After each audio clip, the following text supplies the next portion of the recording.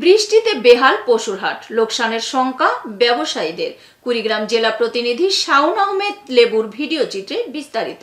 সাথে আছি আমি রীতা শ্রাবন্তী। আপনারা দেখছেন i1 টিভি। কুড়িগ্রামের যাত্রাপুরে প্রতি বছরের ন্যায় ঈদুল আজহাকে সামনে রেখে বসেছে বৃহত্তম পশুর হাট। শনিবার 24শে মে হাট ঘুরে এই চিত্র দেখা গেছে। হাটে প্রচুর গরু নিয়ে এসেছেন ব্যবসায়ী ও খামারিরা।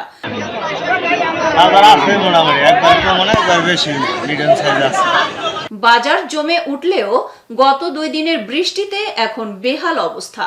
কর্দমাক্ত হাটে ক্রেতা বিক্রেতারাও পড়েছে বিপাকে, বেড়েছে মশার উপদ্রব।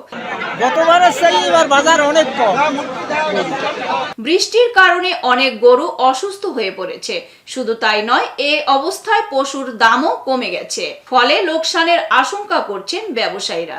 বৃষ্টিতে ভিজে যাওয়ায় এরই মধ্যে অনেক গরু অসুস্থ হয়ে পড়েছে। হাটে বেশ কয়েকজন ব্যবসায়ীকে গরুর জ্বরের ওষুধও সংগ্রহ করতে দেখা গেছে। এতক্ষণ সঙ্গে থাকার জন্য ধন্যবাদ। i1 টিভির নিয়মিত আপডেট পেতে ভিজিট করুন আমাদের ওয়েবসাইট, ফেসবুক, ইনস্টাগ্রাম ও ইউটিউব চ্যানেলে।